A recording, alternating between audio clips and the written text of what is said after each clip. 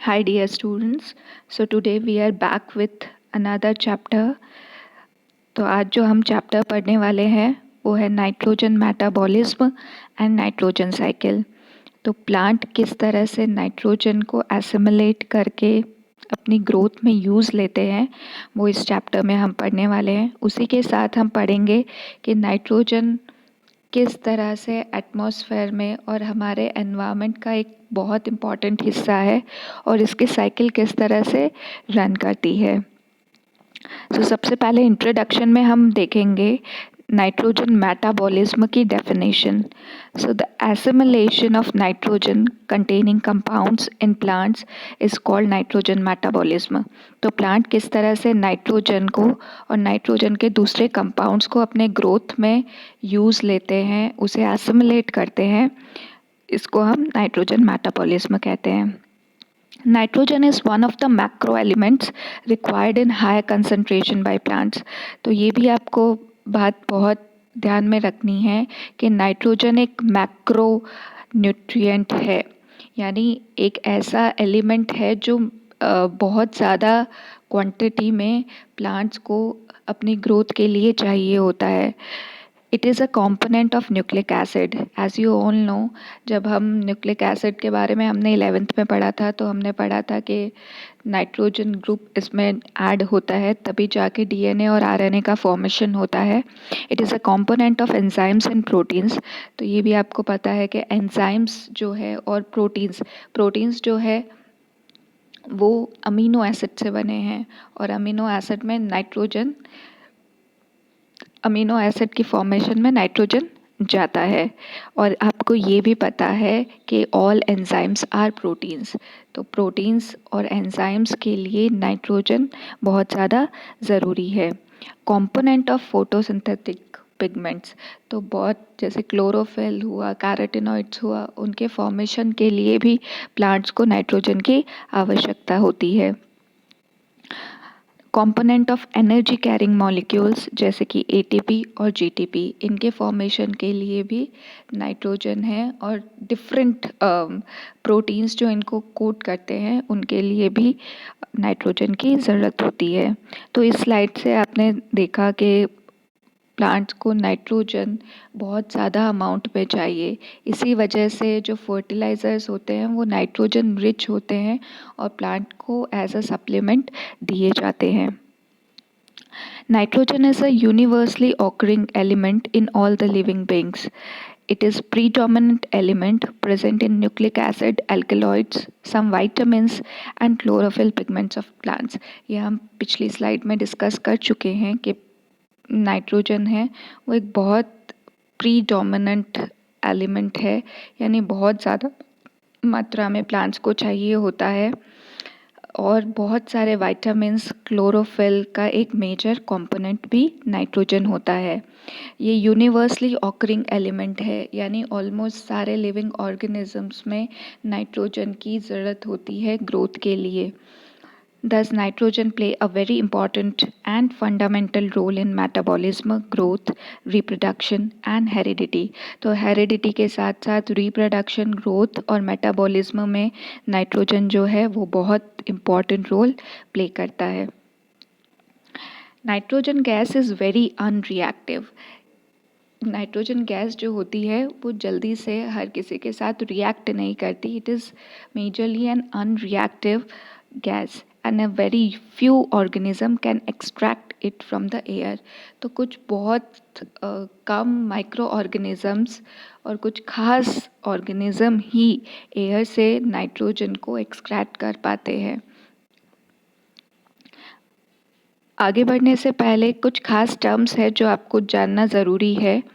तो nitrogen fixation से plant जो है नाइट्रोजन ले सकते हैं। आपको बता दूँ, प्लांट प्रोटीन बनाने के लिए, न्यूक्लिक एसिड्स बनाने के लिए नाइट्रोजन के दूसरे कंपाउंड्स में चेंज करके लेते हैं।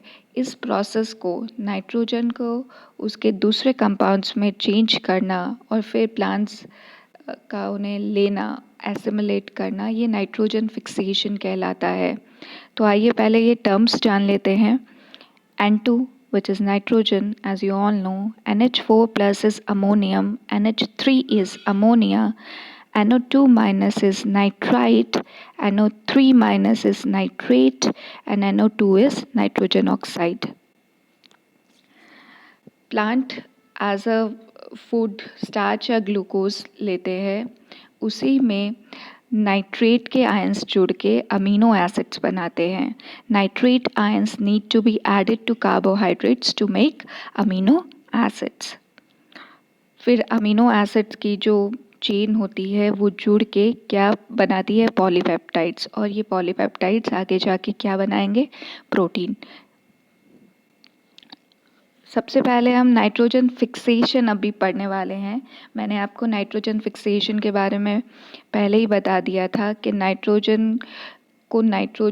प्लांट्स नाइट्रोजन को ले सके, एसिमिलेट कर सके, उसका यूज़ कर सके, उससे पहले ये ज़रूरी है कि नाइट्रोजन को, जो एटमॉस्फेयर में नाइट्रोजन है, उसको नाइट्रोजन के दूसरे कंपाउंड्स में बदला जाए. In that case only plant can take and use nitrogen. तो नाइट्रोजन फिक्सेशन दो तरीके से होता है, non biological and biological. Non biological जिसमें लाइटनिंग, फैक्ट्री एसिमिलेशंस इंक्लूड होता है. बायोलॉजिकल जो होता है वो माइक्रो ऑर्गेनिज्म से किया जाता है. सो नॉन बायोलॉजिकल और बायोलॉजिकल भी फर्दर डिवाइडेड है इंडस्ट्रियल और लाइटनिंग में. नॉन बायोलॉजिकल और बायोलॉजिकल जो है वो नॉन सिम्बायोटिक और सिम्बायोटिक माइक्रो ऑर्गेनिज्म. आपने सिम्बायोसिस पढ़ा है 11th में.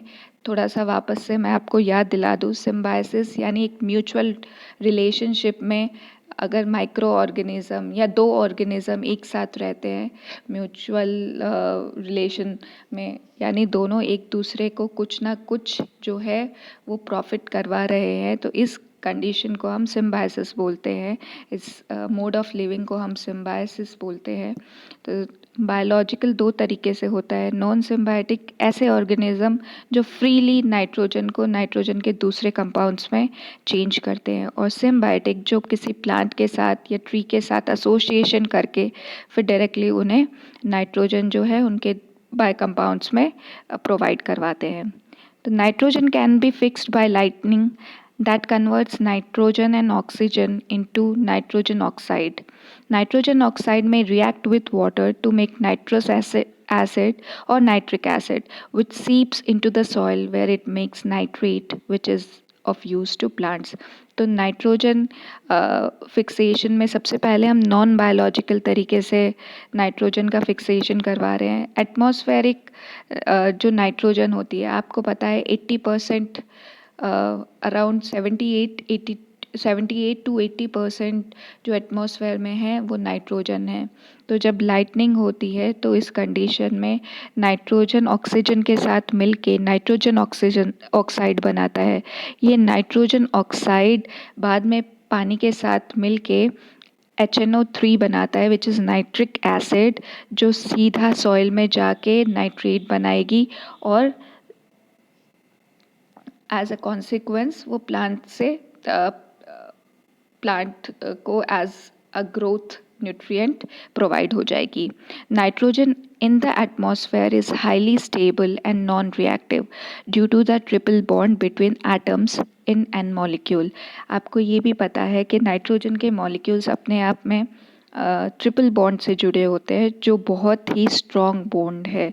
इसको तोड़ना बहुत ज़्यादा मुश्किल काम है, कॉम्प्लेक्स काम है. इसीलिए नाइट्रोजन जो है वो हाईली स्टेबल रहती है, क्योंकि ये जल्दी से इनके बॉन्ड जो है वो ब्रेक नहीं होते हैं, और इसी वजह से ये बहुत ज़्यादा नॉन रिएक्टिव है. Lightning produces enough energy and heat to break this bond, allowing nitrogen atoms to react with oxygen, forming NO.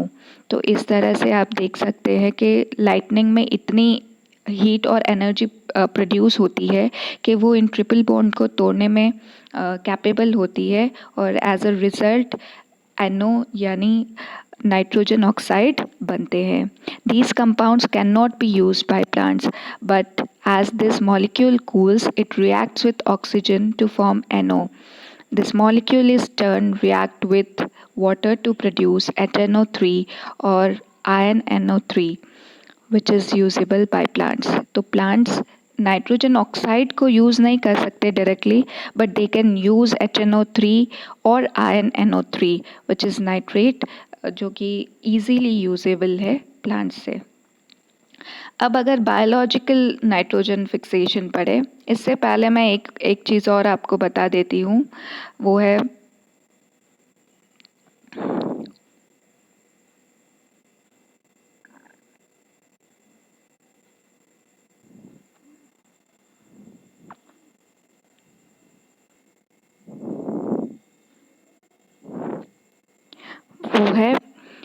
Industrial तरीक़ों से भी नाइट्रोजन का फिक्सेशन किया जाता है, यानी फैक्ट्रीज़ में भी नाइट्रोजन को अमोनिया और अमोनियम में बदला जाता है. Moving to the our next slide. अब जो इम्पॉर्टेंट चीज़ है वो है बायोलॉजिकल नाइट्रोजन फिक्सेशन. इस लेसन का बेस है ये चीज़, biological nitrogen fixation.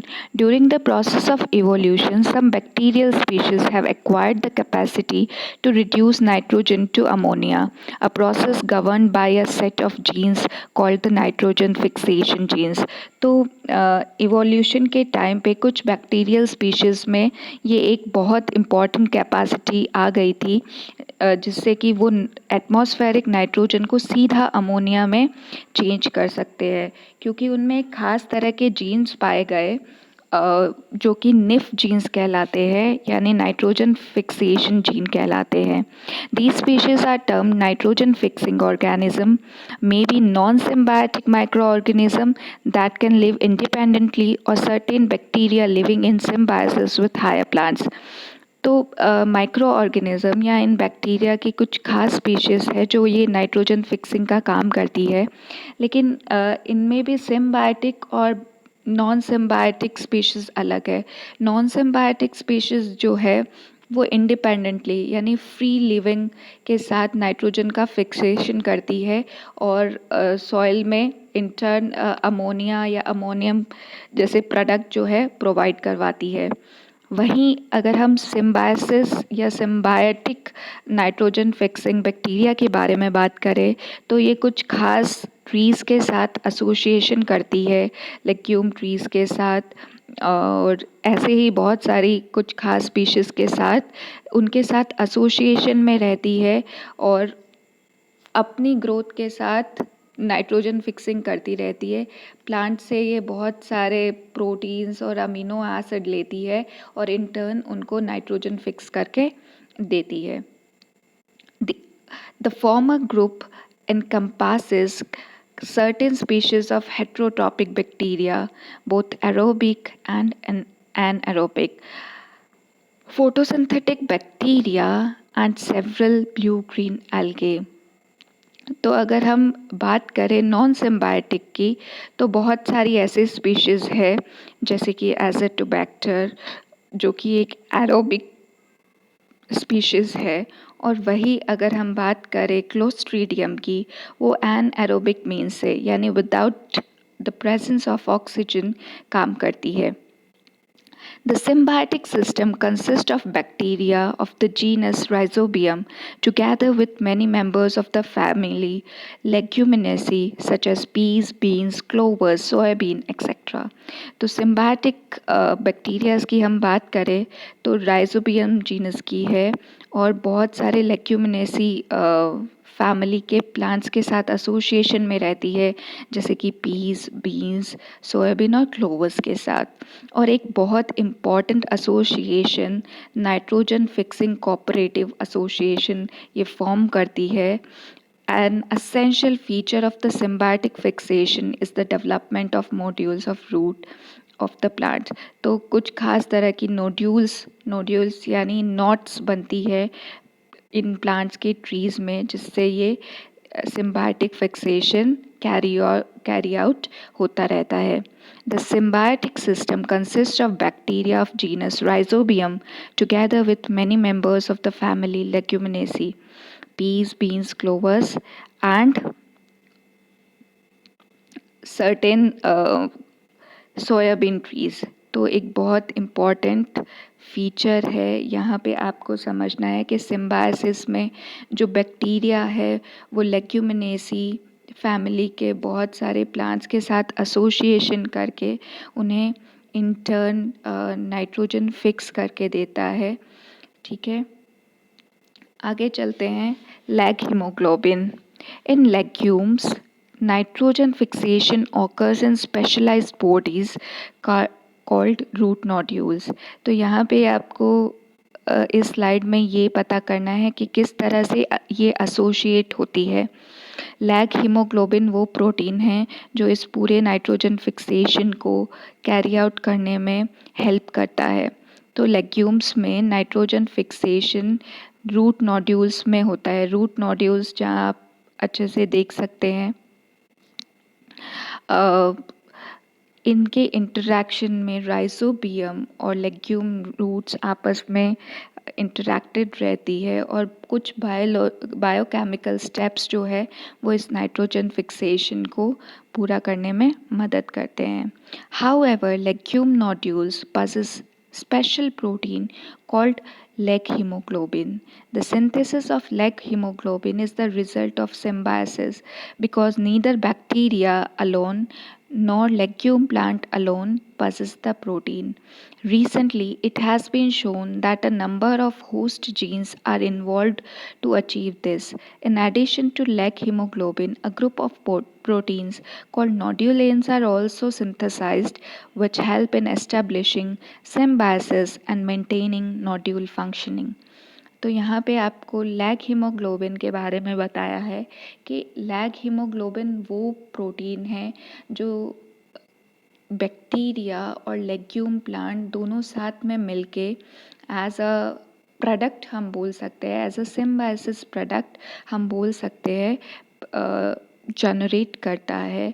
Lag haemoglobin जो है वो रूट नोड्यूल्स यानी रूट्स में खास स्ट्रक्चर, नॉट लाइक स्ट्रक्चर, गांठ जैसी स्ट्रक्चर बनती है जहाँ पे लेग्यूम प्लांट और बैक्टीरिया इस लैग हीमोग्लोबिन प्रोटीन को बनाते हैं और जिसकी वजह से ये पूरी सिम्बायोसिस की प्रोसेस जो है वो उसकी फंक्शनिंग होती है। Leg haemoglobin is considered to lower down the partial pressure of oxygen and helps in nitrogen fixation. However, this function is specific for legumes only because free-living microbes do not possess nitrogen fixing lag haemoglobin. तो यहाँ पे एक बात आपको ये भी समझनी है कि जो ये बैक्टीरिया होते हैं ये तभी काम करते हैं जब ऑक्सीजन लेवल उस जगह यानी रूट नोड्यूल्स में ऑक्सीजन का प्रेशर, पार्शियल प्रेशर जो है वो बहुत कम हो। उसी कंडीशन में जो बैक्टीरिया है वो फंक्शन कर पाएगा और नाइट्रोजन फिक्स कर पाएगा। तो पहली कंडीशन जो है नाइट्रोजन फिक्सेशन की वो ये है कि ऑक्सीजन का पार्शियल प्रेशर यानी ऑक्सीजन बहुत कम वहाँ होनी चाहिए। उसी कंडीशन में उनका निफ जीन काम करके नाइट्रोजन फिक्सेशन करेगा। मोreover, it has not been found in cyanobacterial symbiosis with other plants which fix N2 under aerobic condition। तो लेग्यूम प्लांट्स में जो नाइट्रोजन फिक्सेशन होता है वो मोस्टली एनएरोबिक होता है। एनएरोबिक की जब हम डेफिनेशन पढ़ते हैं तो हम ये पढ़ते हैं जो भी respiration without oxygen carry out हो रहा है उसको हम एनारोबिक बोल रहे हैं। तो यहाँ पे भी जो राइजोबियम स्पीशीज़ है लेग्यूम के साथ एसोसिएशन में है, सिम्बायोसिस में है, वो तभी काम करेगी जब उसे एनएरोबिक कंडीशंस प्रोवाइड करवाई जाए या फिर ऑक्सीजन का पार्शियल प्रेशर वहाँ पे बहुत ज़्यादा कम हो। ऐसा बाकी स्पीशीज़ में नहीं देखा गया है। जो फ्री या non symbiotic nitrogen fixing bacteria है उनमें ये लैग हीमोग्लोबिन नहीं बनता है। इसके अलावा साइनोबैक्टीरियल सिम्बायोसिस में भी ये लैग हीमोग्लोबिन है वो नहीं बनता है क्योंकि वहाँ पे एरोबिक कंडीशन होती है यानी साइनोबैक्टीरिया को ऑक्सीजन की ज़रूरत होती है नाइट्रोजन फिक्स करने में। अब सिम्बायोटिक नाइट्रोजन फिक्सेशन में आगे पढ़ेंगे। Symbiosis between bacteria and root of leguminous plants. यहाँ पे आप नोड्यूल्स का स्ट्रक्चर बहुत अच्छे से देख सकते हैं। देखिए यहाँ पे आपको दिखाई गई है क्या, ये नोड्यूल्स।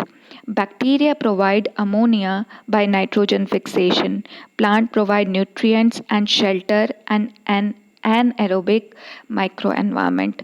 तो यहाँ पे सिम्बायोसिस में दोनों को क्या फ़ायदा हो रहा है, बैक्टीरिया तो अमोनिया प्रोवाइड करवाएगा नाइट्रोजन फिक्सेशन से प्लांट को, और प्लांट इन टर्न न्यूट्रिएंट्स और शेल्टर प्रोवाइड करवाएगा बैक्टीरिया को।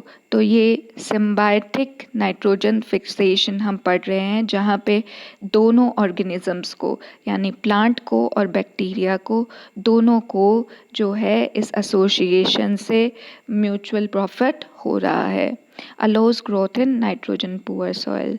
तो ऐसे प्लांट्स जो है, ये लेग्यूमिनस प्लांट्स जो है, वो उन सॉइल्स में भी ग्रो कर सकते हैं जहाँ पे नाइट्रोजन की कॉन्सेंट्रेशन या नाइट्रोजन की अवेलेबिलिटी बहुत कम हो। सो नेक्स्ट इज़ आपको पूरा यहाँ पे नोड्यूल फॉर्मेशन दिखाया गया है इस पिक्चर में। The fixation of free nitrogen of the soil by micro organism living symbiotically inside the plant. तो किस तरह से ये फॉर्मेशन होता है रूट नोड्यूल्स का, और किस तरह से प्लांट जो है बैक्टीरिया के एसोसिएशन में आते हैं। तो सबसे पहले यहाँ पे आपको रूट की स्ट्रक्चर दिखाई दे रही है। सब लेबलिंग से आपको यहाँ पे रूट हेयर्स भी दिखाई दे रहे हैं, सॉइल पार्टिकल्स भी दिखाई दे रहे हैं, और बैक्टीरिया जो कि कुछ खास सॉइल के अंदर ही कुछ छोटे छोटे डॉट से यहाँ पे आपको दिखाया गया है। उसके बाद आपको यहाँ पे एक थ्रेड लाइक स्ट्रक्चर दिखाई गई है। ये थ्रेड लाइक स्ट्रक्चर तभी डेवलप होती है, ये मॉडिफिकेशन है। ये जो थ्रेड लाइक स्ट्रक्चर आप देख रहे हो it's just a modification of root hair. ठीक है, रूट हेयर हुक की तरह मॉडिफाई होके थ्रेड लाइक स्ट्रक्चर बनाता है, जो कि आगे जाके नोड्यूल फॉर्मेशन में हेल्प करता है। तो सबसे पहले यहाँ पे एक सोयाबीन प्लांट में आपको रूट नोड्यूल का डेवलपमेंट दिखाया गया है। तो राइजोबियम बैक्टीरिया किस तरह से रूट हेयर के कांटेक्ट में आता है, फिर उसके बाद इन्फेक्शन थ्रेड बनता है, और उसके बाद मैच्योर नोड्यूल बनती है रूट से। नोड्यूल यानी गांठ या नॉट जैसी स्ट्रक्चर। आगे चलते हैं। यहाँ पे आपको एक पिक्चर में रूट नोड्यूल्स दिखाई गई हैं, आप अच्छे से देख सकते हैं इन स्ट्रक्चर को। These are root nodules. Leguminous plants में मिलती है, ठीक है, और कुछ खास स्पीशीज में भी इनको आप देख सकते हैं। Moving to the next slide. तो किस तरह से रूट नोड्यूल का प्रोसेस पूरा होता है। तो सबसे पहले क्या क्या इसमें खास केमिकल्स जो है वो सीक्रेट होते हैं, प्रोटीन्स कौन कौन से हैं, वो इनके बारे में पूरी प्रोसेस हम अभी पढ़ने वाले हैं। Host secrete lecithin to attract specific symbiont. तो प्लांट कुछ एक खास एंजाइम जो है वो सीक्रेट करता है, उस एंजाइम का नाम है लेसिथिन। उस एंजाइम का नाम है lecithin. Rhizobium secrets cytokinin and polymyxin.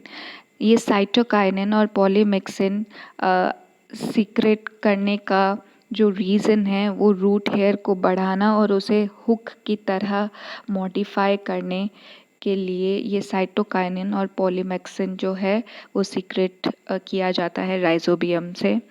उसके बाद causes curling of root hair and infection thread. तो रूट हेयर की कर्लिंग और इन्फेक्शन थ्रेड जो है वो बढ़ता है यहाँ पे, और राइजोबियम जो है वो प्लांट की कॉर्टेक्स में आ जाता है। कॉर्टेक्स का मतलब the outer most covering of root. Okay, infection thread branches and secrete growth hormone to induce cell division. यहाँ पे ये इन्फेक्शन थ्रेड जो है वो आगे और बढ़ता है, ब्रांच्ड होता है और ग्रोथ हार्मोन सीक्रेट करता है, जिसकी वजह से सेल डिवीजन होता है। ये सेल डिवीजन जो है वो रूट नोड्यूल को बनाता है। Continuous cell division forms root nodule. तो इस तरह से ये पूरी प्रोसेस है रूट नोड्यूल के फॉर्मेशन की।